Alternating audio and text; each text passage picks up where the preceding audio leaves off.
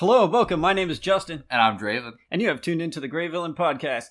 Draven, what's your zombie kill of the year? Or ZKOTY, for all of you in the know. My zombie kill of the year is to go to Raven Stadium and pretty much make a giant catapult out of the end goals.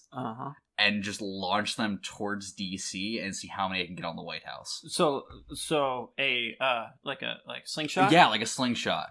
Like one of those giant amusement park rides. I want to do one of those with the goalposts in Raven Stadium and try to hit DC. All right.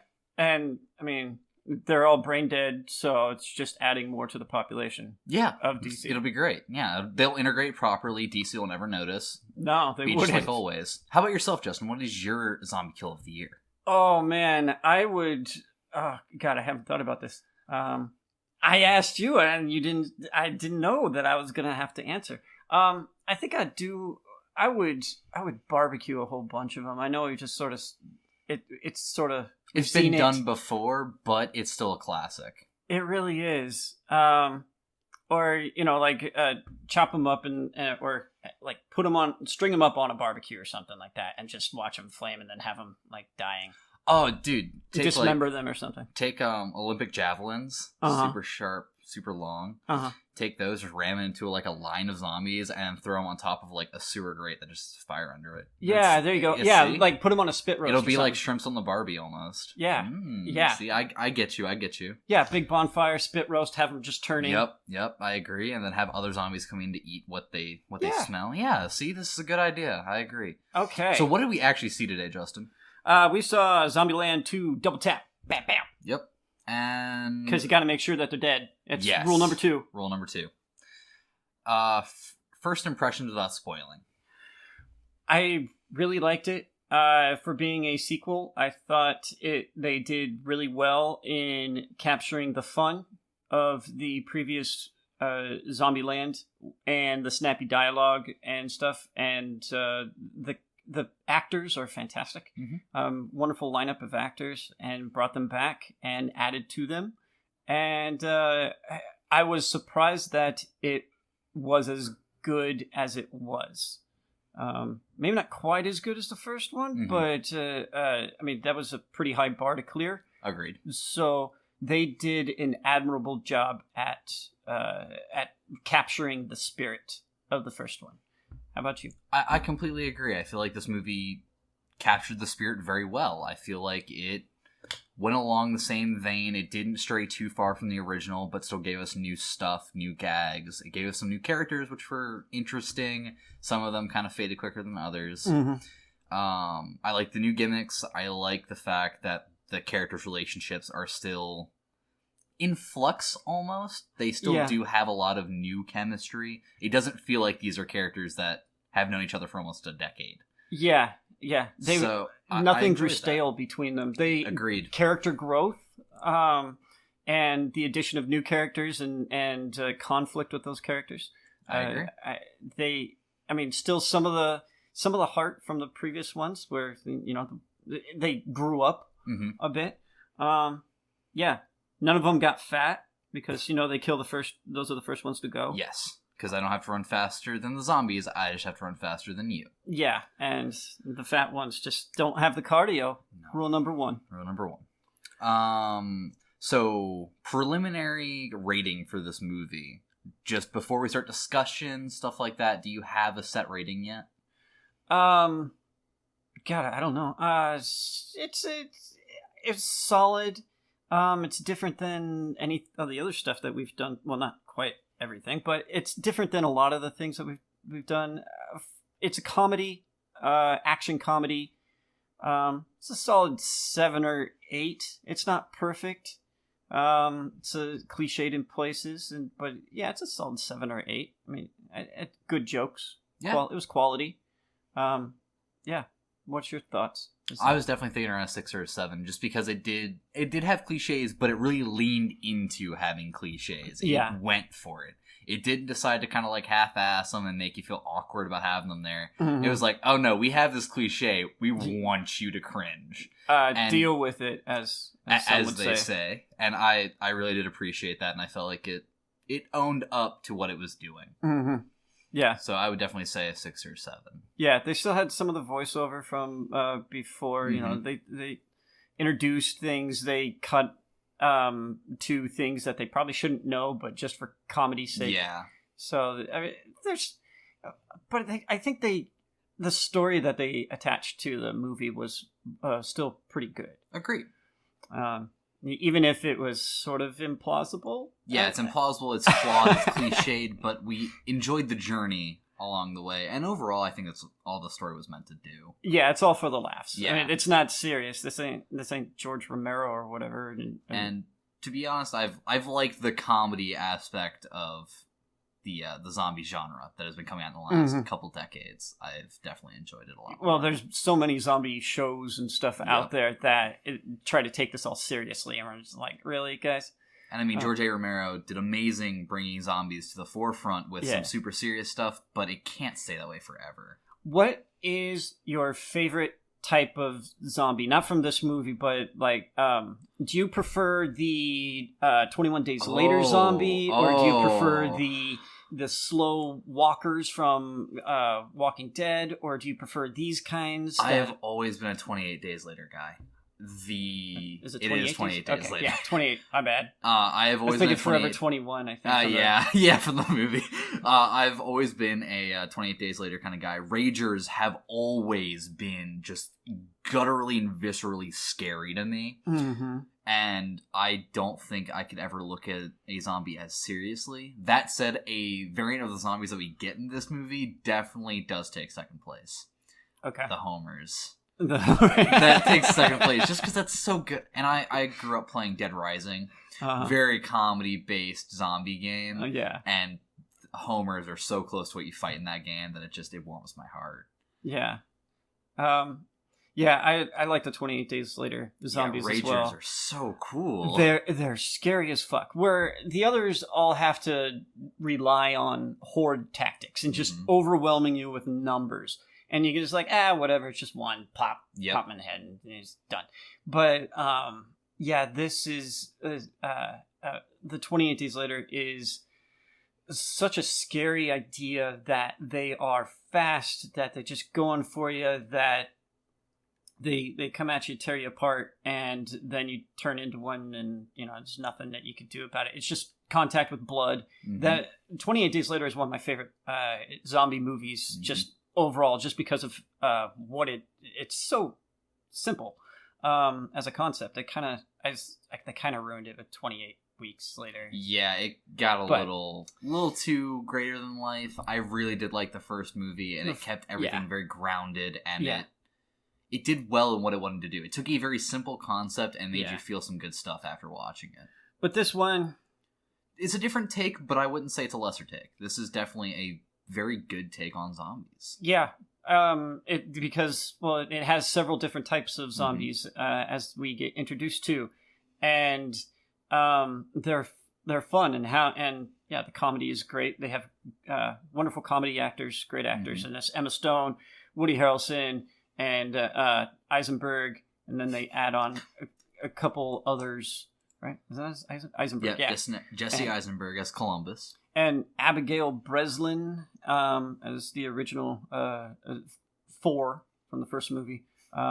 Zoe Deutsch is the new one. Madison Peace. Let's see. Avin Joygia? Jogia. What the fuck type of name is Avin, by the way? You stupid ass kid. Generation Z, I tell you. I don't know the fucking names. Watch your little mouth over there, Justin. I do the editing. And Rosario Dawson, beautiful as ever. Luke Wilson, Thomas Middleditch, and then some other people that you wouldn't know. Yeah, a lot of hippies. Lesser known. Yeah, and a lot of hippies. This movie has a lot of hippies. Yeah. So fantastic cast. Anything else we want to talk about before we get into spoilers? No, I think we've pretty much covered everything that we can without getting too into spoilers. So here's your spoiler warning. Spoilers. 10 minutes in, you guys are getting spoiler warning. So here we go. How do we start, Justin? We started off by being introduced to our several different types of zombies. We got the dumb ones. The homers. The homers. They even make reference to... Yeah, it even has the donut in the little... Yeah, Simpsons. Yeah. They're the dumb, bumbling idiots of the groups. They are literally kept around for comic relief. And they're all fat, too. Yeah, they're all fat and dumb and kind of... It's very slapstick comedy-ish. Yeah. And let's see, next up, Hawking, which are the super intelligent. They figured out how to even unlock some complex doors. We see one bite an eye out of a scientist and use it to open an eye scan door after watching another scientist do Which is, I mean, imagine trying to bite the eye out of a corpse without squishing it. Yeah, without popping it. And somehow getting it to face the right way and not destroying it. Should probably do the cherry stem thing. Yeah, double knot and cherry stem. Mm-hmm, yeah, I mean, that's an impressive zombie. And then she got in there and, of course, mauled the dude to death. And then she, used her teeth again. Yeah. In more attacky type fashion. Yeah, less finesse, more aggressive. She probably doesn't like the dead stuff. I mean, they have to be living. It's fresher. Yeah. Instead of... Because she could have just ate the corpse of the doctor that was there. Yeah, this is true. But then she's like, no, I want the living stuff because it's fresh. I mean, when you feel the blood pumping through what you're eating, it's just so much more satisfying. I don't like leftovers. Yeah, man. I prefer my kill fresh. That's why I keep Justin around. Yeah. I am not a fat one, though, so you probably want a different choice. I like mine lean. Oh, goddamn. Yep. Sorry, bro. I did get you into cardio, so... and we have... The ninja, which we actually don't see in the movie. No, they just introduce him, and then that's it. And, like... I feel like they were gonna have a story point with it, and then just decided to axe it down production. Yeah. Because that's really what it felt like. They missed one of the jokes in there that you see during the preview of it when... Emma Stone's like, she's gonna turn into rah, rah, rah, and he's like, a velociraptor? She's like, no, not a velociraptor. But they missed the back and forth there. And I actually thought it really kind of should have used the back and forth. I agree. They also did make the clever girl joke in the credit scene, they did. Which I really did like. But the ninjas, it's a super stealthy zombie, but it literally pops up in the opening credits and then doesn't show up anymore. No, because he gets superseded by the super awesome zombie. Yeah, the T-800s. Or the Bolts after Usain Bolt. Sure. Which I thought was so dumb. I mean... Yeah, why not, I guess? That's probably what two people would come up with out on their own. Fair enough, especially with one being a redneck. Yeah, and you'd be like, hey, you know what we should be calling this? The Usain Bolt, because they're fast. Do. And, yeah. That's actually not too far off from how he sounded. Mm-hmm. That's kind of sad. Yeehaw! Oh, God. Jesus. The peaks. Yeah. I see... It's just he doesn't do anything with the audio, so he doesn't know how much it's going to hurt later. Because I'm not going to remember that this happened. I'm going to put it at full volume again, and I'm going to be sitting there typing away on Minecraft. All of a sudden, I'm going to hear, Shee-haw! And you're going to be like, gosh darn it, the heck. The daggum was that. Yeah. Dang it, Bobby. Doggone it. Alright, so we end up in with our main four, and they are experiencing domestic bliss in the White House. Yeah, they decided they were going to take over a new chateau and took over the White House, because why not? Because why not? And their stuff happens. I didn't take a whole tons of notes on stuff. They're enjoying their domestic life because they're finally in a safe area, which it's nice to see, to be honest, but there's just not a lot to describe about it. So Tallahassee's taken on dad role because that's Woody Harrelson. Wichita and Columbus hooked up. Yep, they're now tying the knot. They're tying something, getting all tied up in the Lincoln bedroom. Yeah. And Little Rock is daughter, but she wants to fly the coop. She wants to experience the world. She doesn't want to keep hanging out with these old millennials. I mean, one can almost relate. Yeah. For those who don't know. And so they put Post-its onto Lincoln. Oh my god, I really wanted to make a blindfold joke, but you skipped past the Lincoln bedroom so fast. I'm sorry. Yeah, but they're in the Lincoln bedroom and they're like about to bone. Yeah. And And then they're like, hey, you got to put blindfold on Lincoln. Good old Abe because over there. Abe just stares at him. But, I mean, you can take down the picture, guys. You can flip the picture around. Like, the rest of us have done this before. Yeah, but it feels like Columbus is underexperienced. Yes, yeah. he is. Well, yeah. He is. He never hooked up with that one girl from Room 406? No, he didn't. Damn. She was cute. Yeah. Died very quickly, though. Yeah. Emma Stone's hotter. Agreed. What was your joke going to be about the... It was going to be just because you said they were tied up in the Lincoln bedroom. Yeah. So it was going to be about them being tied up and there being some blindfold play involved. Oh, yeah. But again, the moment had passed. There probably is. Probably. Just a little bit. And so, let's see, we're playing Santa in the White House, and it's November 17th, though, and that's a bit of a, whatever. It's a bit early, but they give... It's a setup for giving... Tallahassee gives Little Rock a pistol. Yes, because it's a famous pistol. Yes, it's a Colt 45, the same one that the king himself, Elvis Presley, gave Nixon on his visit to the White House. And let's see what else. And it's wrapped in Howard Taft's. And he's like, there's a lot more. There's a lot of it, so I mean, there's some extra out there if you guys need it. But it's great because they have a little callback to it a little bit later on. Yeah. For those of you who missed it, the picture and the behind the two lovers as they are quarreling later on, you see that there's a picture that's just cut out, and you're like, oh yeah, hey, that's where it went. But Little Rock takes exception to this because she really wanted to get out of the Z killing business and actually live out her life as a human instead of just a hunter. I mean, like, doing what exactly? That's the problem. Is they hormones are a hell of a drug, man. Well, yeah. There was Eisenberg sitting around there. Columbus. Yeah, I mean, they could have shared. Sister. Things happen. Justin. You cannot tell me you're suggesting this on a podcast that your mother and my grandmother listened to. I'm not really suggesting it. It's a movie. It's fake. Come on, guys. Judge him down in the comments. So, section like, what below. do you do? Like, okay, so then go find a human person. That's what she does. And she finds a hippie. Okay, how's that? We said human. We did not specify whether he was a hippie or not. Well, we do not discriminate in this household, Justin. Okay. Unless you're a hippie. I mean, he does have weed. He brought weed. It's fine. As long as he shares. So, I mean, he at least, as long as he shares, then he's in. If he doesn't share, take his weed and kick him out. Yeah, exactly. See, you get it. So, let's see. Little Rock wants out. Then there's a marriage proposal. So, marriage.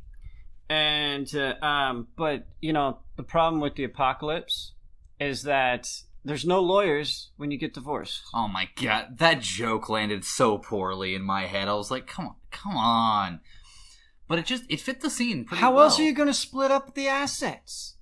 Tallahassee seems like a pretty fair and impartial judge. He'll just shoot you both and take both your guns. Oh, okay. Yeah, that actually works. Yeah, see? And now there's not only no domestic disputes, the kid automatically goes to Tallahassee, and he gets all the guns. Win, win, win, win. Wins all around. Yeah. I mean, what a better... You can't ask for more. No, you can't really. That's a ZombieLand miracle right there. But moving on from our marriage dispute with Heisenberg... That's true. Lex Luthor just can't ever find love. This poor man has millions of dollars, can't find a wife. I mean, you could pay for him, but no, apparently not. No, not enough money. We get past this really awkward marriage proposal that doesn't really land on its feet at all. Like, what was her hang-up exactly? She's later on said, I don't want to be dragged down, I don't want to be locked down. And it's like, what are you talking about? You already are. Like, yeah, you've been this domestic thing going on. Like there might be some character story that I don't remember from the original movie, because I actually haven't watched it since it came out. You watched it more recently, but you didn't get to finish it before we watched the second one. I don't think it really mattered all that much, because she does want to go back and find her sister, which is a bit of a wait. Yeah. Or she wants to take off with her sister. So, what are you talking about that you don't want to get hooked up because you kind of already are. I mean, I guess maybe that was their plan all along, is what they're trying to insinuate. Well, they never really planned on... The girls never really planned on hanging out with the guys. They stole their vehicles from the first one, and then they're just like, okay, we're all together now. I guess. And it's like, well, can it be really that bad? Yeah, I mean, if you guys stuck with them for this long, because they say like at least a few months have passed. I think it's been years. Years. Yeah. And yeah, he actually makes reference to the fact that it's been 10 years. She was 12, and now the chick is 17. Yeah. Also, only 5 years. Or something like that. 17? Yeah, she's older. That's all that really matters. Yeah. Which is still, I don't know, it feels a little weird. The fact that she stuck around for that long and then decided, now I'm gonna flee the coop. I'm like, why? You finally get to a nice, safe place, and you're like, now I want to leave? What's the point? Seems odd. Bad timing. But it kicks off our story, which is really all that matters. Yep. And we move forward with the girls. And it's gone. They left. And the note's gone too. And Well, the note's still there, but it's the car. Ah, yeah, the car is gone. So they outfitted the presidential limo with a fucking Gatling gun on the roof. I mean, wouldn't you? Absolutely. What else? Yes. What else are sunroofs for? In the zombie apocalypse, what else are you? In the zombie apocalypse, yes, that is all they're useful for. Yeah, getting out and shooting. I mean, tanks have them. Yeah, the only other reason you need a sunroof is to drink champagne on your wedding night. That's it. That's the only other reason, and that's why I'm borrowing your Subaru. Or prom, maybe not, but like that's sparkling cider or something. Yeah. Shit. Poor kids. Oh. And so so we got Wichita, Little Rock. Yes. You would think that they would actually call themselves real names. They would have real names or something. Yeah, by this point. But I guess once you get used to calling somebody something, it's pretty difficult to switch it back up. Well, they're sisters, so I imagine they had real names between before. them two, then yes, I agree. But for everybody else, kind of makes sense. Because, like, for all I know, Justin isn't your real name. It is. Are we sure? Actually, I know it's your real name. Yeah, my ID is right there. Oh, that's an adorable ID card. Yeah, well, from years ago when I went to college. School IDs. Sad wasted money. Yeah, kind of, yeah. Yeah, yeah. It makes you smarter, like, generally, but not really. Yeah. And so, anyway, they stole the vehicle, and then they're driving down the street, and then a hippie is standing in the middle of the road hitchhiking. That's not how you hitchhike, dude. Dude, like, you may as well have been on your frickin' phone. I get that they probably don't work, but he should have had a phone anyway, because why else would you be in the middle of the road? Also, the only phones they have are, like, Blackberries and Sidekicks. Remember, this takes place in 2009. Oh, that's true. Yeah. Or rather, the world ended when 2009 had just started. Yeah. Okay. So things hadn't really progressed the way that. So they don't have any iPhone 11s. This is an alternate timeline. Yes. The MCU. We're doing and thing. for some reason we have both a young and an old Cap in this timeline. They both kind of high five each other on the way past and go nice ass, and that's about all you get. It's weird. Yeah, man. It's a bit strange. It's all. So let's see. Then they left and stole the vehicle and namaste. Yeah, the one thing this dude says, namaste. And yeah, I would have shot him right there. Yep, that you kept turning every time you met a new person. You're just like, they're dead. No, shoot 'em. Absolutely. Especially when one of them is namasteing in the middle of the road. That's, He's gonna namaste there for the rest of his fucking life. I would have shot him and stole shit. That is so scary. Some random dude stops you in the middle of this apocalypse, in the middle of the road, by holding a thumb up. You're telling me you're gonna stop for him? I'm driving through him. I might open the door and bash him on the way by. Just be like, open the wings up. Yeah, they did it in the first ZombieLand movie to a zombie that was eating her husband or something in the street. Yeah, and Green Hornet. Yeah, and just open the door and bam. And that has to be killer on your wrist, though. I would try to time it up to where I swing it out and then it hits them instead of trying to hold it out there, fair. Stiff arm it, because I don't want injury. Yeah, that sounds like a good way to break a wrist. Yeah, and I mean, where else are you going to get medical attention in this broken wrist? Just take some painkillers, man. What are you, a wimp? No, actually not. I mean, I damn near cut my thumb off, and it was fine. You cut a sliver of skin off your thumb, Justin. I almost bled to death. And super glued it back together. Yeah, that's pretty badass. Yeah, it actually worked pretty well. I'll give him credit. But let's see, what is... From here, we kind of skip to the guys being depressed. Yeah, they're just roaming around, two dudes in a big house all by themselves. A big white house. It's, yeah. Actually, it's kind of grimy nowadays. What was... I can't read my own damn handwriting. Madison? No, Rule 53. Rule 53, don't be afraid to ask for help. And that is the most important thing. Is, it's being a man. Really, yeah. Asking for help when you need help. It's fine. Later, this should be bumped up to rule number 1 because teamwork is the thing that makes this dream work. Yes, I like that. Was that in the movie? Absolutely not. That's Good from job. An old 80s cartoon. But rhyming is the most important thing. Key. Yeah. And Rule 32, enjoy the little things. And that's something that our girls didn't seem to do. No, they seem to only like big things, which is why they left Ohio. Yeah, Tallahassee and Columbus just pieced out. Those poor men. Those bunch of bitches. No. Yeah, apparently they weren't enjoying the little things. Oh, that's what that was the joke. There you go. And so anyway, our boys head off to the mall, see what's happening. Yeah, I guess just kind of get some stress relief out, some retail therapy, as they say, and buy some new swag down at Forever 21. Mm-hmm. And then somehow Columbus ends up in a Bed Bath & Beyond? No, a candle store. That wasn't a Bed Bath & Beyond. That was just a candle. Guaranteed that's a Bed Bath & Beyond. No. That was too small for a Bed Bath & Beyond. They exist in mall-sized Bed Bath & Beyonds. Not in little retails like that. They're bigger. I've been to that exact mall. Oh, fine. Whatever. You forget I lived there. Whatever. Yeah. Should we start Z-snapping? Should I throw my hair at you first? I do what I want. Take my earrings? I do what I want.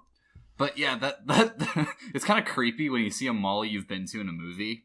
Because the entire time I was like, that's not where that goes. No, stop. Would you, if you were in the apocalypse, would you just start smashing stuff all the time? No, that's so fucking dumb. I mean, wouldn't you do it a little bit? Because you do want to create sight lines. It depends on the situation. So if I'm in a mall with a bunch of glass panes around me, I'm not going to shatter any of them because too much noise, and those can be used later as warning signs and other such defense. Even though it doesn't provide any defense, it still buys you time. Yeah. But wouldn't you want to create sight lines so that nothing is hiding behind cabinets or if there are let's say a jewelry store where it's got the glass displays and a bunch of dead space behind it for where the cashiers and people are, that would definitely freak me out. I'd try to avoid those areas and make sight lines where possible, but those are kind of hard. I don't know how heavy those cases are. Shelving units or something. Yeah. I would want to knock over shelving units. Knocking over shelving units, getting stuff kind of as open as possible. Yeah. But breaking windows and stuff like that has always annoyed me in zombie movies because it's unnecessary noise.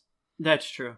And glass breaking is one of the loudest things and one of the most recognizable things for humans to hear. So yeah. So, while checking out the candles, because ZombieLand smells like ass, as you can imagine with decomposing bodies everywhere. Yeah. Our boy Columbus finds himself a girl, a new piece of ass. Well, yeah. I'd tap it. Unfortunately, she's like 23, Justin. I don't care. In ZombieLand, you do what you have to. At least she's of age. Fair enough. At least she's not Little Rock. Yeah, so this really, really dumb blonde girl shows up out of nowhere. Her name is... Madison! Oh my god! Hi! Peace! I'm a vegan! She likes dolphins and rainbows. And double rainbows. Oh my god! So she's been... Where has she been living? Where have you been living, God, Madison? I've been in a freezer this entire time. It's been super cold. Dude, could turn off the freezer? I haven't been able to find the switch. Oh, okay. I've been waiting for the power to run out, but doesn't seem to be happening. Yeah, water just keeps running through the hydro dams. It's crazy. Oh. So what are you doing? We're just checking out candles. I don't know what they were doing. Yeah, to be honest, like, this part of the movie is kind of where my interest waned, because I could tell they're kicking up to the story, so I don't really remember this part. And then they went back to the White House. They took her back to the White House. Yeah. And then she's like, she wants a tour, because... Of course she does. Yeah. Yeah, because of course she wants to be shown around the White House. Yeah, I'll show you all around, baby. And Columbus is an idiot.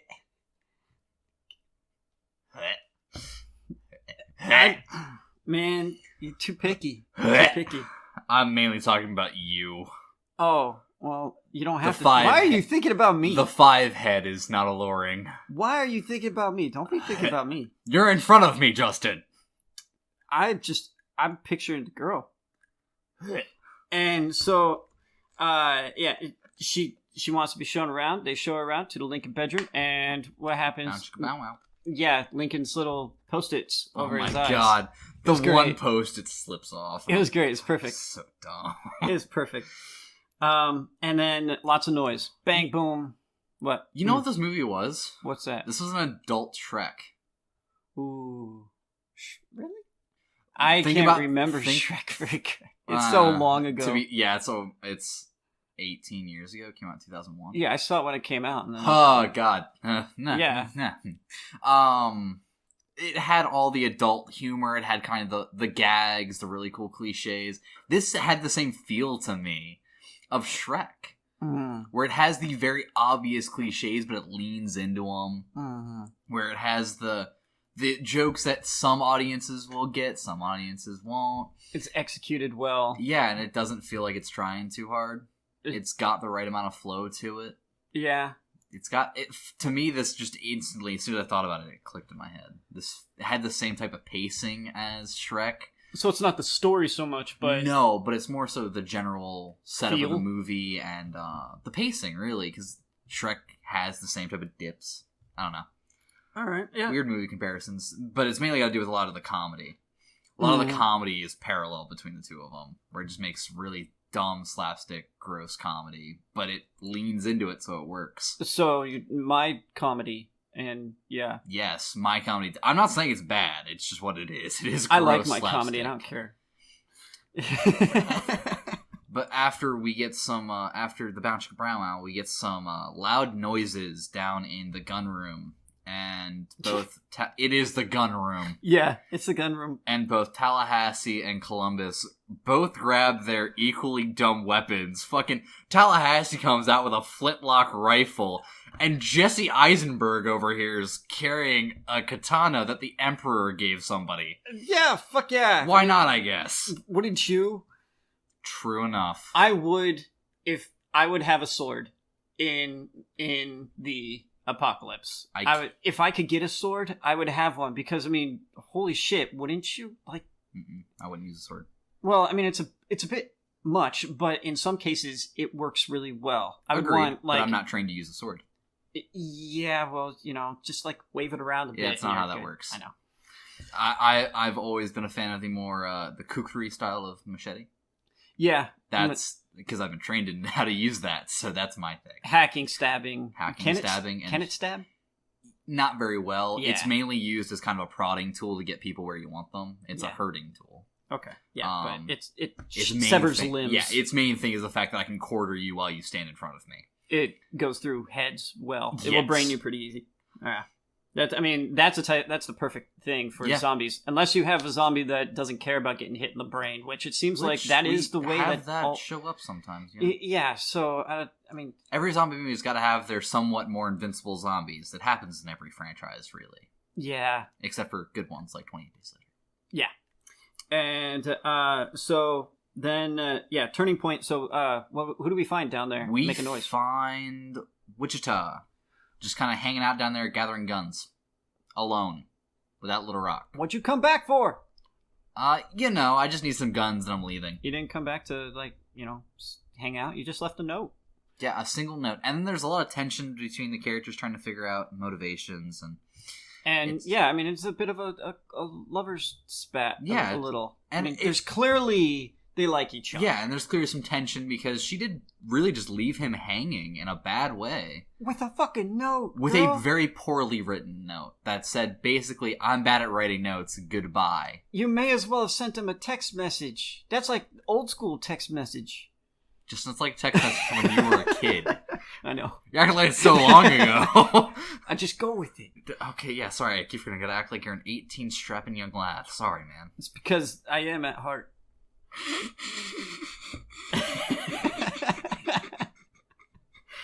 I'm still trying. But yeah, they have a kind of a little lover spat in the back. You see the picture of Howard. Is it Howard Taft? It's Howard Taft. Okay, I was hoping I was right. Howard Taft's cut up painting in the background. And who do you think comes down the stairs? Hi, it's me, Madison. Like, oh my god! Is that your sister? That's I mean, there is Tallahassee, so yeah, maybe. But yeah, Madison comes down and kind of announces her presence to the already tense Columbus and Wichita, and Wichita does not take it too well. And she's like, "You moved on so quickly." And it's like, "You've been gone for months, right?" She'd been gone for months. A month. It'd have been a month. And I was just, And when you leave a dude with a note like that, can you blame him? Like, I don't really blame him. I don't blame him. I'd feel slighted. It's the apocalypse. I mean, you just kind of end up. And then, she jumped him. He actually didn't have a whole lot of want to there. Yeah, he's an idiot or, Yeah. I think he's a bit of an idiot. He kind of got trapped into this anyways. He's going on to greener pastures. Yeah, what else is he supposed to do? Blonder hair. I prefer brunettes, honestly, but you'd go with whatever. Yeah, fair enough. She seemed like she died. She dyed her hair. I think she dyed her hair. Her? Madison. No, she's natural blonde. I don't think she's natural blonde. Her eyebrows weren't blonde. She's been on enough. Disney Channel her entire life. Oh, well, you would know. I would know, because I grew up watching her, Justin. I had no idea who that was. Yeah, she's a Disney Channel star. Okay, good to know. Though she does have dirty blonde hair. Yeah, that was a lot more blonde than... Yeah. It was bleached, but she did have much Look at the eyebrows, they don't match. She did have much more platinum blonde hair when she was younger. It usually darkens up as you age. Mine. Yeah. Mine was very platinum blonde, and I was so proud of it, and then I became this. My mom gives me shit for not having as blonde a hair as I used to. Oh, yeah. Yep. And so then we have to go hunt down Little Rock because she had taken off with some namaste-looking Berkeley going motherfucker who is a musician. It is a motherfucking musician. I can't believe it. Oh my god. And they took the beast, the vehicle. And they took the beast. And you broke Tallahassee's heart. Completely. He sells it. I love Woody Harrelson. He has the hurt dad feel the entire movie, and I really like it. Yeah, he was able to pull it off really well. His range, Woody Harrelson's range. As an actor I have a lot of respect for him. Fantastic, especially for these movies. Mm-hmm. He always seems to put his heart and soul into ZombieLand, and I'm very glad to see he did it again. Yeah, and actually, I'm surprised that all three of these, Woody Harrelson, Jesse Eisenberg, and Emma Stone, actually put in as much effort into this movie, both the first one and the second one, as they did, considering the type of actors that they are and that they like, or they've both been, all three been in much bigger roles, and instead they're doing a zombie comedy. This almost feels like a work of love for them, because it doesn't, there's never a moment where they're on screen where I feel like it's forced. It doesn't feel like you're watching actors. It truly does feel like you're watching these characters just interact, and we've just seen their faces before. Yeah. It is kind of awe-inspiring that a simple comedy like this that leans so hard into cliches and has a lot of over-the-top slapstick humor still has such deep characters and good actors in it and working their asses off. It was a welcome surprise, because let's be honest, nowadays when you get comedies, it's usually shitty acting and really bad comedy. Yeah. But we've been getting some good comedies recently. This is another quality. Another one to add to it, yeah. Yeah. And so we get several different rules. One, rule number 7, travel light. Yes. And as we load up the minivan, because that's what we have to go with. That's all they got left is a minivan, and Tallahassee is so pissed. I like that it turns into a thing, a continuous thing for these guys. So glad. To add to the runtime, what is the runtime on this movie? It's not very long. It was only hour 39. Yeah, that's honestly, I don't feel like it should have dragged on any longer. I feel like this was a good length. But it was padded out by so many gags. Well, so many gags, but also the looking for a new vehicle. And the search for a better ride. Yeah. So we get rule number 7, travel light, and so they left all of Madison's bags behind. Yeah, she had like 7 bags and an accessory bag. They're like, no. Later. Yeah. And rule number 4, seatbelts. Yes, seatbelts always. My favorite scene of the movie. They're in the car, and there's a little bit of a tense talking scene going on between the lovers and the ex-lovers. And in the middle of Madison talking, they just decide to slam on the brakes, and the stunt, or either the stunt woman for her or the actor herself, because I bet she did take the hit, just leaned so far into it and sold the hit so well that I burst out laughing in the middle of the theater. It was so good. Yeah, it was a bit of a jump scare. Yeah, because it was middle of a conversation, in the middle of a 10-sentence, slam on the brakes, she slams her face into the front. It was sold so well. Perfect. And it broke the tension, and all of a sudden it was back to being lighthearted comedy.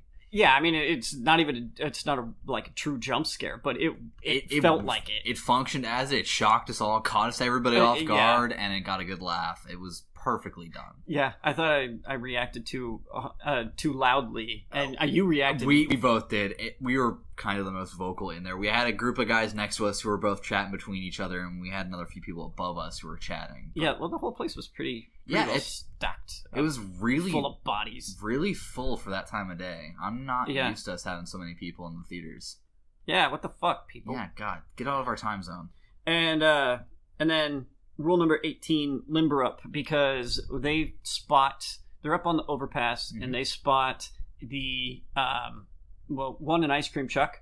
Yes, circus clown ice cream truck. Yeah, and as we know, Mr. Columbus does not do clowns. No, and he doesn't like scary clowns. I mean, who can blame him? So instead, they do in fact notice that there is a World Traveler class RV just kind of 5 feet away. It's awesome. And suddenly everybody's like, traveling in style. Yeah, I'm surprised all these vehicles have gas.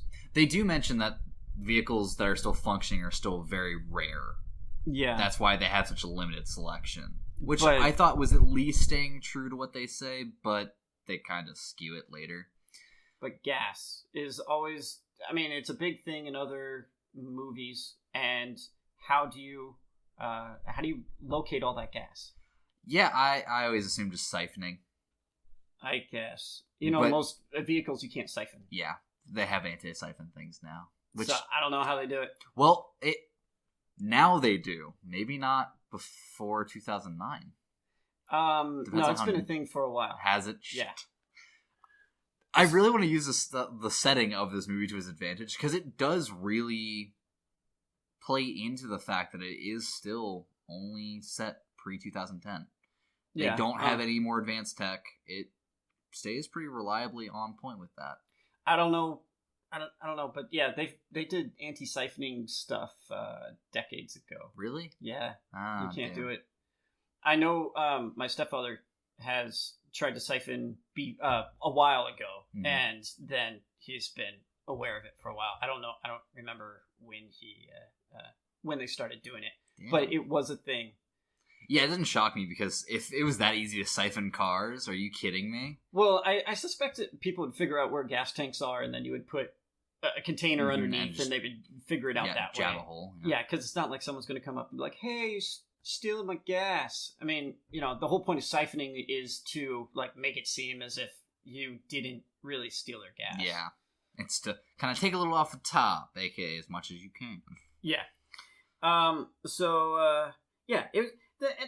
They give the reason for why Columbus is now hooking up with Madison because, it's circumstances and lack of options. Yeah. But then Wichita's like, well, it works both ways. Which... Yeah, I mean, fair. I mean, it's Jesse Eisenberg with a goddamn perm. Yeah, can you really blame the ladies for not swooning over him? I don't. I mean, I hope I'm still alive because it makes my prospects so much better. Yeah, sick ass perm. Not the perm, no. Oh, you don't want the perm? No, oh. I mean with the ladies. I'm just gonna. And so, then they start talking about the T-800, the super zombie. Yep. And actually, we see the super zombie because we go down. Glimpse. We try to go down, and they have a badass battle with all the zombies around trying to get the super camper. Yes, because for some reason the zombies want the super. Actually, the reason is because Madison very hot-headedly opens the door and sets off the car alarm. How else were they planning on getting in there? By the way, I mean, I don't know because it seemed like they had a plan, but it really doesn't seem like there was a plan to be had. No, you have to open the door one way or the other. So it's like, okay, you just open the door, and I would have just all jumped in and been like, all right. Yeah, GTFO. Yeah. I don't know why they stayed and fought, because it feels to me a little unnecessary, but, action scene because he had to pad out the hour and a half. Plus, we need to be introduced to the T-800, which is one bamf of a zombie. Yeah, it is. Gets shot in the face twice and survives, and then... Well, first he dodges some bullets. Yeah, that was, questionable. Sure. Very questionable. But you know what? Whatever. Suspension of disbelief.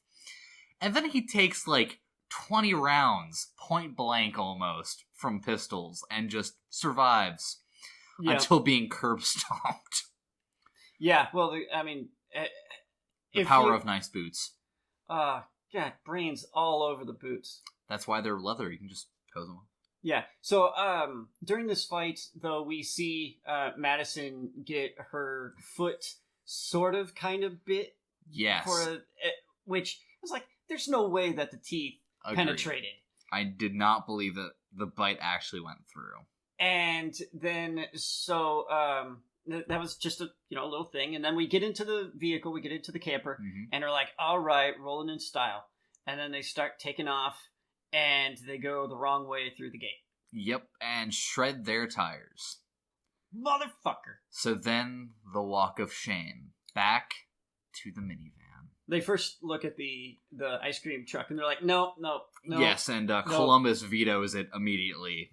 Yeah, if you're really scared. It's on the outside, though. I mean, unless there's a bunch of clowns. Guaranteed there's got to be clowns on the inside. Oh, okay. Guaranteed. Yeah, that would be no good.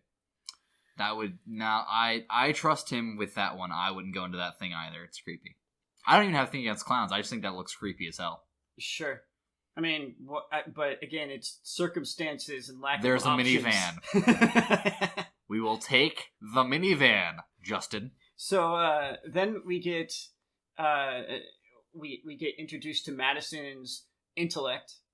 Lack thereof. Hey, man, don't talk shit about her. Oh my god, is that sarcasm? Well, the murder Uber. Oh my god. I love it, because again, it's pre-2009. Yeah. So they make a very long-winded jab at Uber.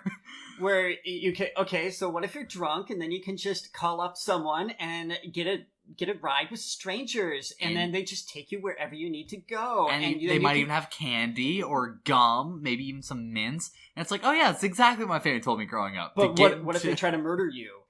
And you're like, well, then you just have a rating system. Yeah. Yeah. Oh my god.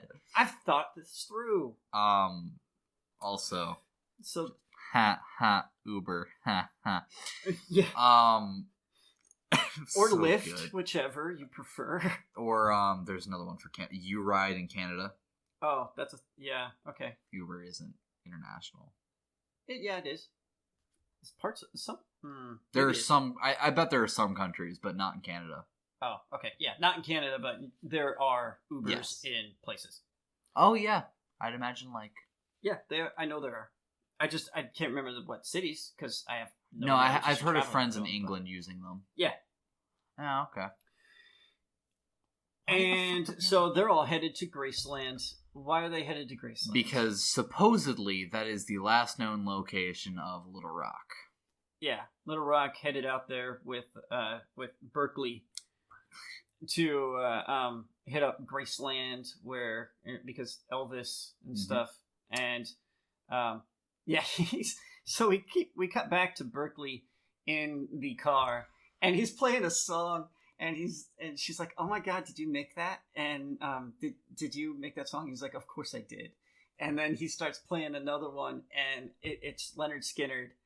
What was it? Tuesday's Gone? Yes.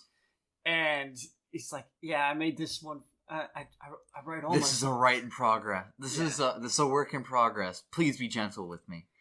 And starts playing it. You fucking asshole. Yeah, such an asshole. And then she calls him out later by saying everybody knows who Bob Dylan is. Steal it from Leonard Skinner. Come on. And Bob Dylan, you heartless asshole? Yeah. He needs that trademark money. You fucking poser. But we head off to Graceland, and as soon as we get there, after many of a montage, it's a disappointing sight. Graceland is in tatters, and there is no Cadillac in the front yard. It's a pile of rubble. Just drive! Drive! Poor Tallahassee. This man has had his hopes dashed twice in 2 movies. First it was the Twinkies. Now it's Graceland. He plays it so good. He does. Oh my God. And then we get the Hound Dog Hotel. Yep. I ain't nothing but a hound dog. But the lights are on. Yes, the lights are in fact on. Holy shit. It looks so nice. The dams are still powering everything. Yeah, okay. Also, I'd like to point out they got from DC to Graceland in a minivan. Yeah. And we never saw them fill the tank. I mean, that's probably a lot of extra stuff. That's at least another 20 minutes of movie. I agree, but I would just like to say they drove from Washington, D.C., the White House. We never see them eat. I mean, they don't even have Twinkies. We never see them eat. We never see them take a shit or a piss. I mean, we're like worried about bathrooms. All right, that's fair rule enough. number 4. Fair enough. You are correct. We don't even... Yeah, we don't even see them in a bathroom in this one. The last one, we at least saw them in a bathroom. Yeah. And... Shit, you're right. This movie is a lie. ZombieLand is a lie. Boycott ZombieLand. What rule is it? 3? 3 is bathrooms, wasn't it? Might have been 3. Yeah, might have been 3 because 4 is seatbelts. Might be 3. Yeah, 3 never trust bathrooms. Mm-hmm. And then I think it's like rule 40 something is baby wipes. 43 baby wipes. Yeah, I think so. I don't know. I may have missed that one. Yeah, he referenced it with later in the movie.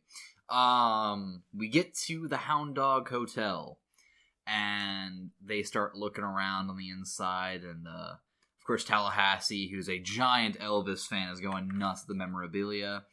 And we have a scene with Columbus snatching some of Elvis's old purple shoes and slipping them on. Blue. Those were not blue. Those were blue. Those were absolutely not blue. Those were purple. Those were blue, you colorblind bastard. Those were purple. Those are the blue suede shoes. Those were purple. They were not blue. I refuse to believe they were blue. They were purple. The cake is a lie. He stole the purple shoes and wears them to taunt Tallahassee. Justin, you can shake your head all you want. I'm editing the video. But he it's because Tallahassee's got feet too big. Got too big of feet, and he's so mad. But then we get introduced to probably my favorite character in this movie. Really? Yeah, I really liked her. Rosario Dawson's Nevada. She has a small role. Mm-hmm. Actually, I like all 3 of the characters that we get introduced to here. Nevada and really, you like the Albuquerque knockoffs? and Flagstaff. You like the knockoffs? I do like the knockoffs. I like the idea of the knockoffs. Fair enough. It's like Spaceballs where they have the stunt doubles. Yeah, or Shaun of the Dead, where they have their own knockoff group comes through, and it's I don't know. You can look at a lot of different groups of friends and say they all fill these different roles, and it's very relatable. So yeah, I liked. That's fair. I didn't like them as much just because I don't know, they weren't really my style, but I can definitely understand why you did. Yeah, they were cool. I thought it was funny. It was pretty funny. I liked the gag. And Luke Wilson's perfect for these little tiny things. Yeah. He had that small role in an Anchorman and stuff. He's perfect for this small stuff. I don't feel like he should be cast in a full role, though. I feel like he's much better for short cameos. He's got the comedy type for it. Yeah, I don't know what has he been in that's a full role? I actually can't name one. Just because Owen Wilson's brother, that's who he is. Yeah, I just feel like he's better suited for short form comedy. Yeah. AKA don't be on screen for that long because you're not that funny. Mm-hmm. Yeah. He works in his very small bit. He is good in small doses, that's about it. Yeah. So Berkeley and Little Rock were found that they left the car there. Because that's how we know that they were that's why we stopped at the Hound Dog Hotel. Because the Beast was parked in the front lawn. Yeah. What's the deal with the 3 on the side of the vehicles? What Tallahassee always puts a 3 on his vehicles. Why? Do you know? I don't think it's ever explained. It's a reference to something. They do say something about it in the first movie, I'm pretty sure. Okay, I didn't pick up on it if they did. I want to say it's Dukes of Hazzard. But I don't think the Dukes had a 3 on their side. I know they had something on the side of the car, though. I've never watched Dukes of Hazzard. That's a little too before my time. Yeah. I just didn't. Well, that's quite a bit before your time still, too. Yeah, no, I watched Bonanza. I watched Days to Remember. Hey. So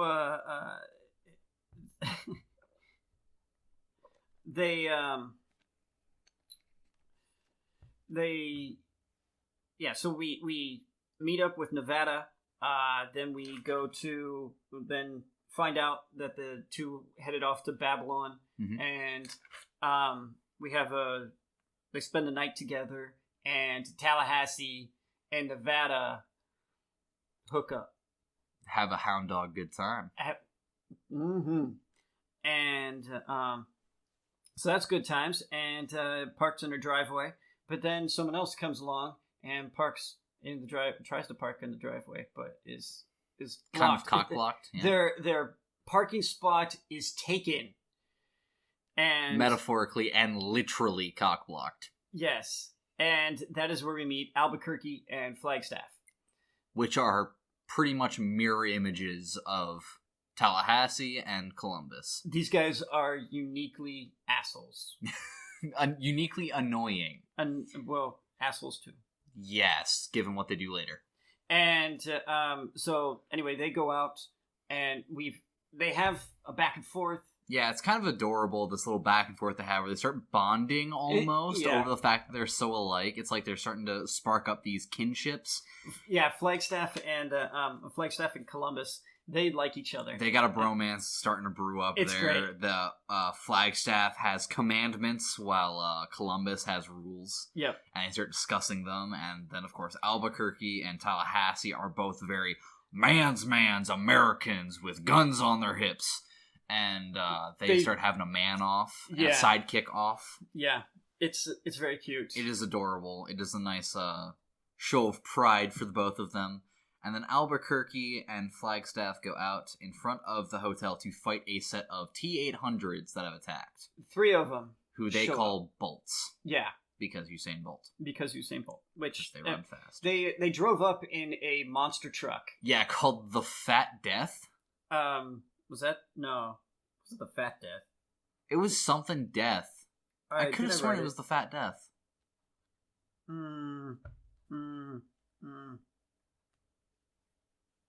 I didn't write it down, did I? Damn it, Justin. You have one job. To be fair, though, this movie was a little too fun to look away from. Wait. Big Fat Death. Oh. Okay. But yes, the monster truck Big Fat Death, they roll up and unfortunately attract a couple T-800s, which they then go to dispose of, and do so in a rather showy manner. Woo! Yeah, we kicked their ass! And they come in, celebrate, get themselves some drinks, sit down, have some fun with the boys. But they broke rule number 53, and that is don't be afraid to ask for help. Yep. And so while our group was standing inside, safe from the attack, it was sad that these guys, while disposing of the T-800s, were unfortunately they got bit. Yeah, very unfortunate, and they go fucking nuts, and we Real get this fast. nice long fight sequence.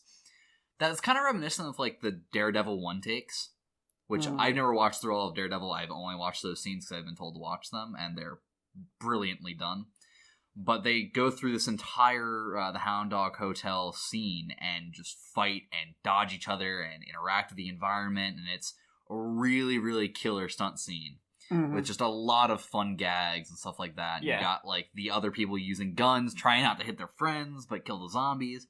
Got people avoiding zombie bites everywhere. It's amazingly done. They did the swing thing again. They did the swing thing. Which is, running, and the other guy's waiting, and you go underneath and swing. And it's supposed to hit the zombie, but then these zombies, because they're smart, T-800s, they dive too. Yep. And so it was a good scene, and eventually lots of good stuff. They both get shot in the face. Yep. And it works. That was done by their good friend, Nevada. Nevada is handy. Very handy. A little hands-on with her work. Love it. Love it. But after she takes her two ex-friends out, the group kind of solemnly has a moment. Yeah. And promptly gets the fuck out. They try to take their new ride, because who wants to take that bullshit minivan? Yeah, because that's all that's left, because the Beast got destroyed. Beast got destroyed, and so they're going to take the Fat Death. Yep. And except I don't know if you've ever driven a monster truck. I haven't. No, not something I can put on a resume, unfortunately. I would like to. I would not. Sounds terrifying. It is a rollover risk. You got to worry about that. Yeah, it seems a little bit like driving a Jeep on steroids. Yeah, I like cars. I prefer to be a little bit lower, and but some people really like to be high. To be easier to finger your fellow Subaru drivers. That's right. Finger all the Subaru drivers. And I'm gonna add no context. Brilliant. And but sup, Subaru drivers. For those who don't know, it's the Subaru drivers throw gang signs at each other to assert dominance. That's right. And so Tallahassee tries to drive the monster truck. And fails fucking miserably. I don't know, he breaks the clutch or something. He breaks a bunch of shit and gets out. And so he's like, yeah, that's too much of a truck for me, because he's not man enough. He is man enough to admit he's not man enough. Not really, he just gets out and begrudgingly walks over to the minivan. He looks so defeated when he's walking over there. His head's hung down, he's dragging the bag behind him. Woody Harrelson's the best. He looks so sad, he's like, I just can't do it. That's what I look like when I run out of weed. That's what you look like when your car gets scratched. Oh, yeah. Yeah. Oh. And they both Columbus and Wichita just kind of look at him and nod, and Columbus takes the keys, and on Tallahassee's way by, he breaks the side mirror like he has been trying to do all movie. The first one he kicked, he kicked it as they were leaving the the White House, and he's like, "Oh, breakaway mirrors, okay, breakaway, nice." And so now this time kicked it well enough that it shattered. It shattered it, and Wichita asked him what he was doing or what that was, and he goes, "Satisfying." And it's just perfect line. And then they get in and make their way to BabyLand. BabyLand. So back to the minivan. On their way to Babylon. They meet. They see a clown vehicle, an ice cream truck of sorts. Oh, did we skip the part where she gets? We did skip that part. So before we get to the Hound Dog Hotel, Yes. Our girl Madison is eating some trail mix, and she Appears to get very ill very quickly. she can't have nuts. It's too bad for her. There's a joke there. I didn't want to make it. That's a little low ball for me. It's too low. Yeah, there you go. Okay. And so she has a peanut allergy, and but you're led to believe that she got bit on the foot, and that's why she's turning. And she turns in the same way as zombies do. You weren't even gonna bury the lead. No, I'm not. I'm just gonna leave this out there because, like, it's pretty dumb. It's obvious what's happening, and especially when we get to the scene where Columbus is supposed to shoot her finally, and he makes away all these references to of Mice and Men. It's pretty much taking Old Yeller out back and shooting him. So but he doesn't shoot her. No, he in fact shoots over her head twice to get her to run away, scare her away. Yeah, but somehow, be gone, Bambi. Yeah, but then she's like, so then we see her later on driving down the road in the clown ice cream car, and she was like, "Well, I lived in a freezer, so now I'm gonna live on a freezer on wheels." Like, perfect logic, completely sound. It works for me. Yeah, whatever. I mean, Psycho's gonna be Psycho. Yeah. And so then she ends up, they, I guess, get her to eventually stop, and she ends up in the minivan. Mm-hmm. And so they're all driving together. Another happy family. A happy family reunion where they drive to Babylon. To Babylon. Babylon. How would you describe Babylon? Hippies. Lots and lots of hippies. But it's also a commune. It's very walled in, very secure, but there's no guns allowed inside. It probably stinks. Yeah, probably smells pretty bad, especially because there's no group sex allowed. That's one of the first lines you hear any of the characters in the wall say is, no group sex. Which feels very disappointing. Yeah, given the fact that there's hippies. And it's the apocalypse. And there's weed. Lots of it, apparently. Where do they grow it? There doesn't seem like there's enough space. And this is 2009, so there wasn't even a good recreational, setup then.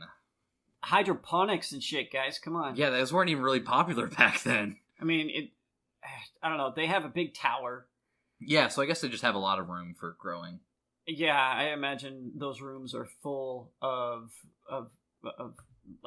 plants and stuff. God. Yeah, especially because they're all vegetarians. But when you enter, you have to melt down your guns to make little peace medallions. Which I thought gun nuts are crying when they hear that. I died a little inside, especially because I really want the mare's leg that Tallahassee carries with him, the little rubber action. Yeah. I really want one of those, and to hear him reference having to melt that down, my soul died a little bit on the inside. It's like, no. These hippies, I don't know what they think is gonna happen when the zombies show up. They just think that they're not gonna show up or something. I mean, it's part of the movie, okay, but it just felt like they didn't have any plan at all. They're a bunch of Gen Zers. What do you expect? That's true. Coming from the Gen Zer, mind you. No, you would know best. I would. That's why I'm better than them. Yeah, so these fucking idiot hippies, or rather, I should say, second generation wannabe hippies, are on top of a giant tower, fenced in by a bunch of shipping containers, just kind of having their own little Woodstock. Drum circle. Yes. Oh my god, I'm glad you asked. Oh, you want to offer it? No. Shit. Okay, well, I'm just gonna... We'll do the drum circle if you bring the weed. I mean, that's how it works. Fair enough, okay. Well, shit. We get some really cool character building scenes with the various characters kind of interacting with this new area. Overall, this last part is kind of generic. It is. So you get Woody Harrelson, Tallahassee. He references that he has Native American blood, Blackfoot, And so... Which he brings up really randomly in the first half of the movie. Yeah, he's just like, I don't know why I haven't ever told anyone this. It's like, any of you pale faces. Which... yes, brilliant way to start your any of you thieves out there, take our land. My God, the racial undertone started so quick. And so he gets a little sentimental about it and stuff, but he references how the Blackfoots used to hunt down their prey, the buffalo, and run them off of a cliff. I don't know how many cliffs are really out there, but apparently there's cliffs. Enough to run buffalo off of them and slaughter them, apparently. Yeah. This is why buffalo almost don't exist. Yeah. I thought I could have sworn that they ran them down with horses and shit, too. But... We did that, too, and then, of course, there was the fact that the advent of the bison rifle... Yeah, and then guns. Yeah, the bison rifle really put the end to it, because those were so overpowered. Yes. And, so... he gets the idea, that is seeded into the movie that we're going to have a bison zombie run off a stampede of sorts, run off a cliff. Yeah, and we kind of connect the dots as soon as they enter the tower. Yeah, so we have a tower surrounded by walls. Then as Tallahassee is piecing out because he's like, I don't want this hippie shit.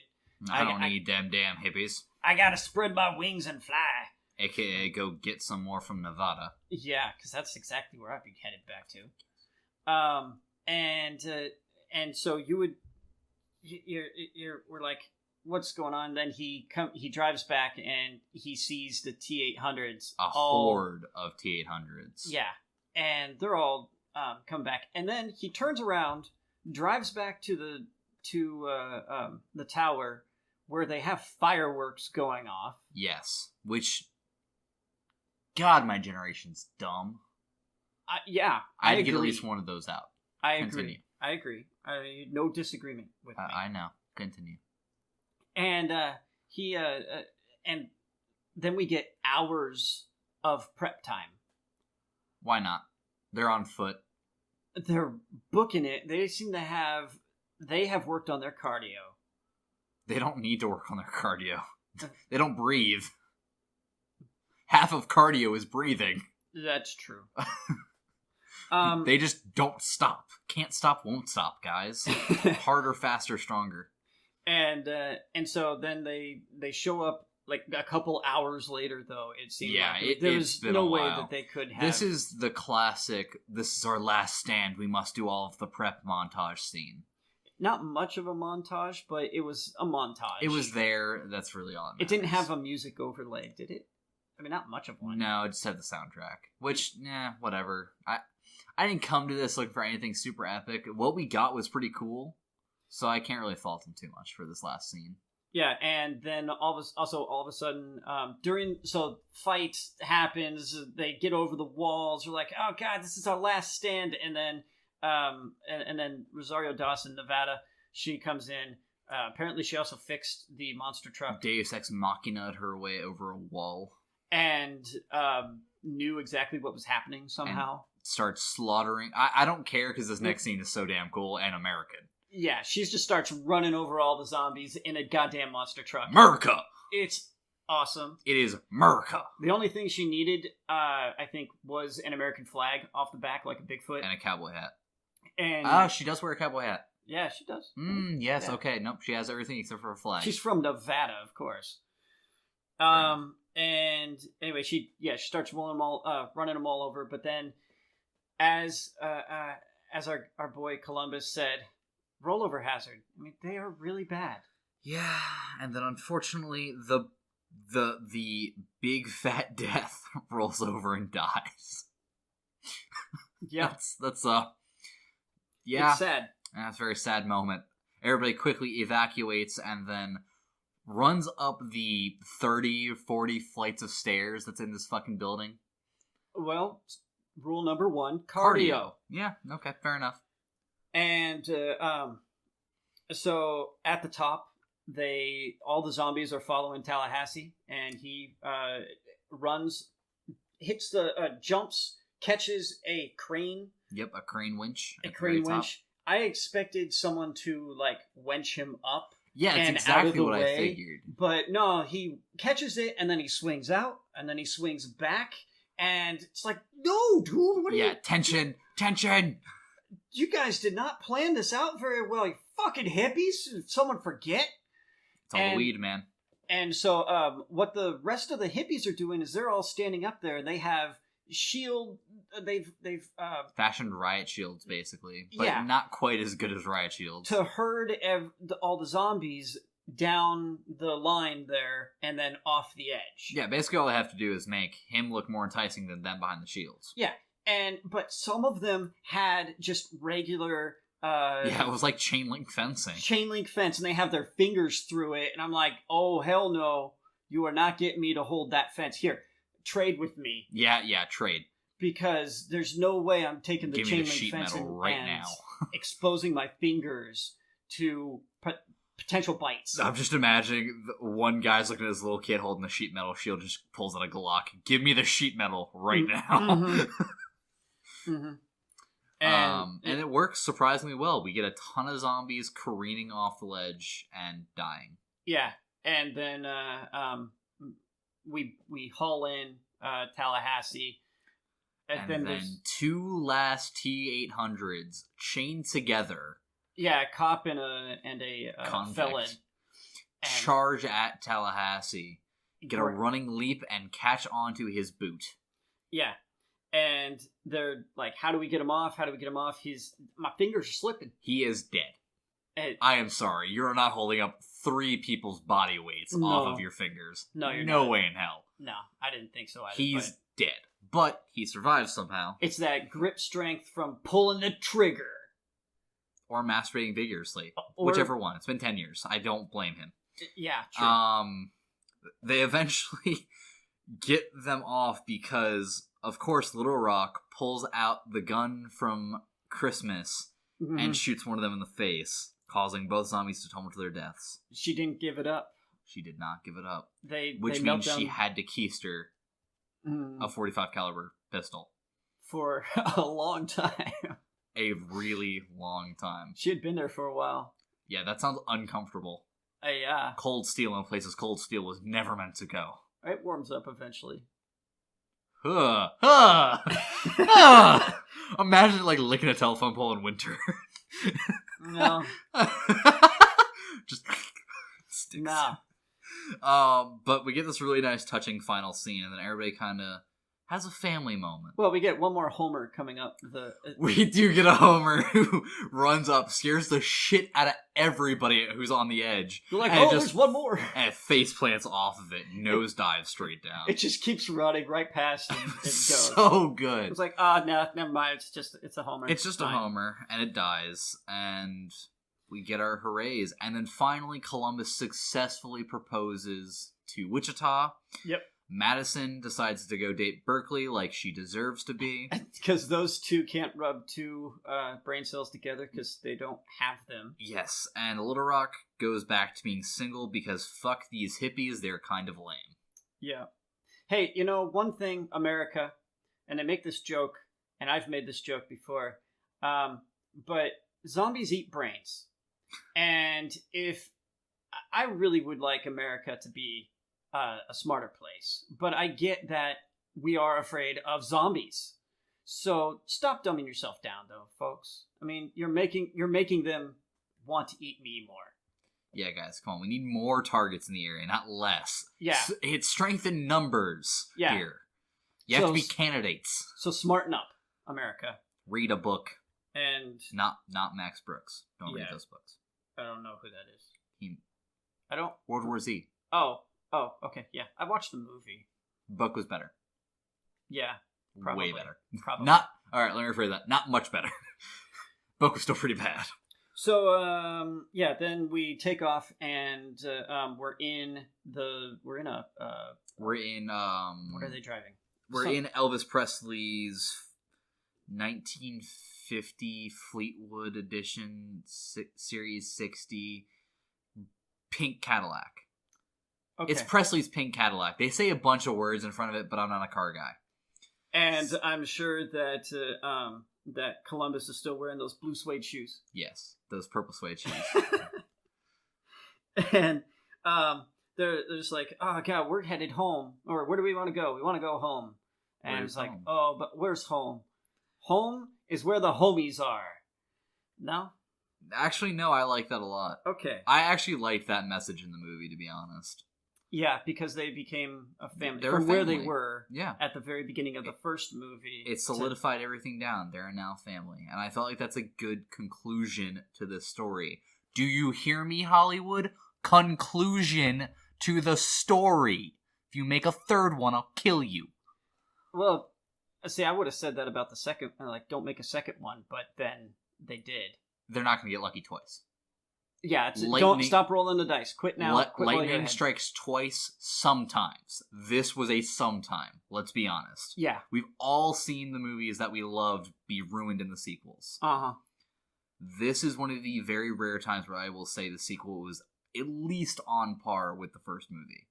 Yeah. Because this captured the spirit, the actors put their all into it.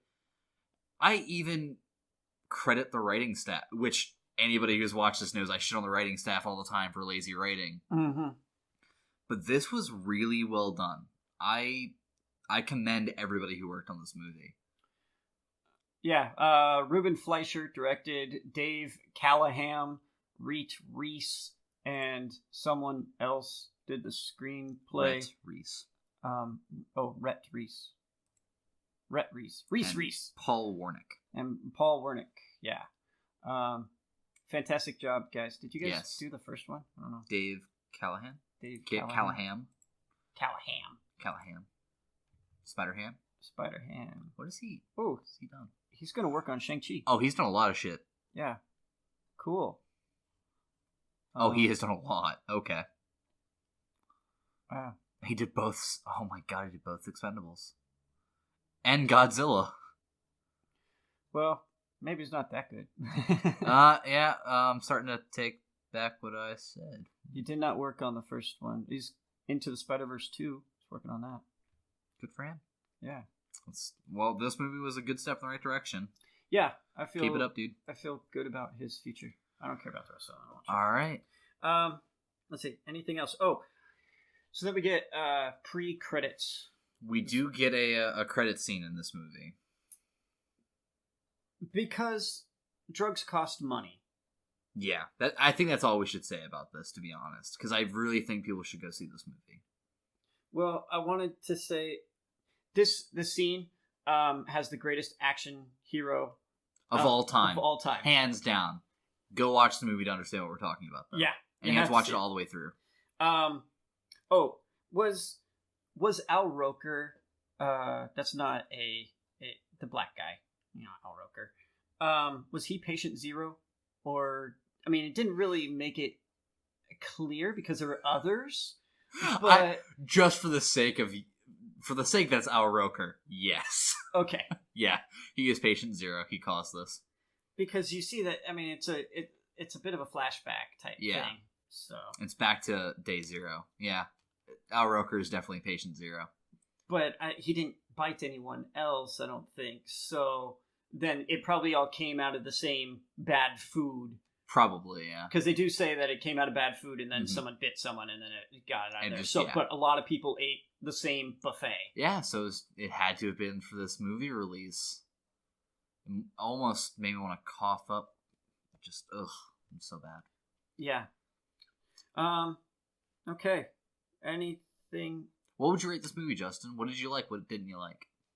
I liked it all. I mean, I don't have a lot of complaints about it because I enjoyed it. It's an enjoyable movie. Mm-hmm. There's not a lot to really say that it's like, oh my god, this is horrible, and so I'm gonna knock it down a bunch of points. I don't think it was it doesn't deserve like a 10 or anything, but it deserves the credit it earned. It's an enjoyable movie. If you like the first one, which you probably did, you should have, because the first one's fantastic. The first one's great.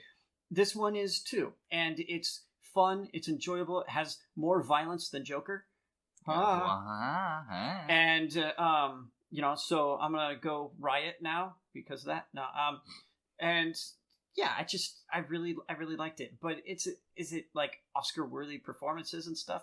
Probably not. though I really like Woody Harrelson's performance, and that is an Oscar-worthy performance. Yes. I mean, not really, but it's No, fantastic. I agree he deserves at least a nomination for the fact that I don't think Oscar, but there are other awards they could get for this movie. Yeah, some, like, Teen's Choice Awards or some bullshit. Yeah, like, this movie will definitely get some awards, but not an Oscar, because this movie will get an Oscar. Yeah, no. But it's fun, and I think a lot of people will enjoy it. And so, I mean, honestly, this should be like $1 billion movie, just because I think it would appeal to a lot of people. I agree. I believe this movie should have had more funding put into it, but at the same time, I'm kind of glad it didn't. I'm glad they did the simple and sweet. I'm glad they didn't try to do too much. Yeah, no, I agree with they with shot all that. they shot for their comfort zone. Mhm. Well, I believe this movie deserves to make a lot more than it's probably going to make. Yeah. I'm glad with the results that we got. Yeah. And I'm happy with the end product. I overall agree. I don't have any complaints. Mm-hmm. This movie, CG isn't always the best, but there's nothing that really made me pay attention to it. Like, I looked at the CG, I saw it wasn't great, but I was more focused on the characters than anything else. I kind of lower. I mean, a movie like this, you don't need perfect CGI. Agreed. And so you can lower your standards a bit for that, because it's just like, it's fun comedy. It's not something where the CG is a mainstay. Where in, like, a Marvel movie, the CG is the first thing you notice. And something like Godzilla, the CG is the first thing you notice. In this, the CG is just there for flavor. There was one of the zombies that jumped off of the little stand they were on onto the truck, and it looked like rubber. Yeah, it did not look good. It looked bad, but we were having too much fun during the scene to really care. Yeah, it was fine. It feels like all the bad stuff really is just overshadowed by how funny and good and entertaining this movie was. So I'm giving it a 7. Actually, I have one small critique, and that is at the end, the big fight was done at night. And I hate it. It was still well lit up till the end. With a lot of fire and stuff, yeah. Yeah, up till the end, it was still well lit. It was just, like, it's always at night. It's always at night. It is the one cliche I wish they would have stuck away from. Because in the previous movie, they'd only done one real night scene in the first one. And that was with the big bad clown. Yeah. But, I don't know. I did enjoy this movie. What would you rate it, Justin? Yeah, I stick with my previous number of 7 or an 8. Okay. I enjoyed it. Are we gonna do a 7? Is that I think a 7 is a good number for it. 7, good, solid 7. There you go. It's written in ink. It is in ink, therefore it is set in stone and never to be zombie changed, blood, except for Godzilla. So, always remember Twinkies have an expiration date. So you got to eat your Twinkies. Don't let them go. Waste. Yeah, it's sad. It's a sad waste, and you make Woody Harrelson cry every time a Twinkie go to waste. Yep. Anything else? Oh, let's see. What is it? Watchmen comes out, or is airing Sunday, HBO, 9 o'clock.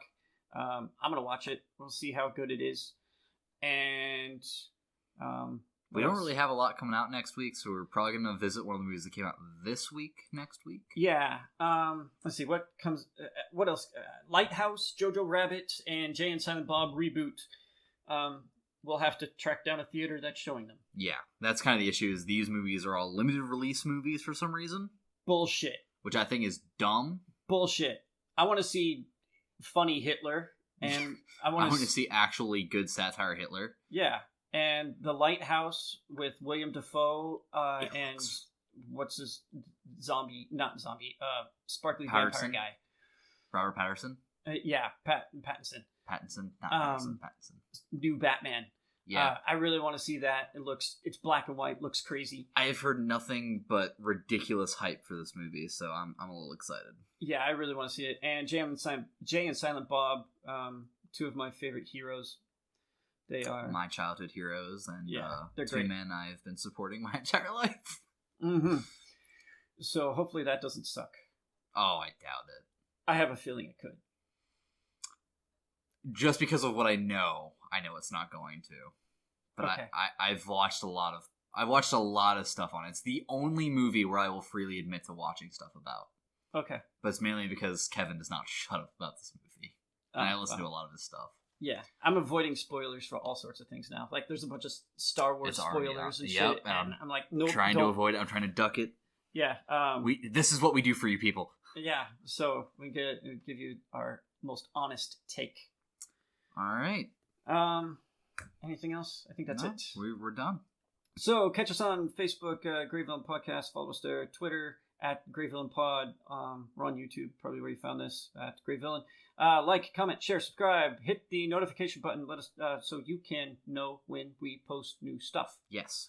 Everything you do helps spread the word. So comment, tell us what else you like about this movie. Mm-hmm. If we got something wrong, which we didn't, because I take perfect notes. Yeah, absolutely perfect. There's not a word on there I can't read except for the important ones. The one. And so yeah, more interaction means more eyes and ears. So help us grow. Stay cool. Peace.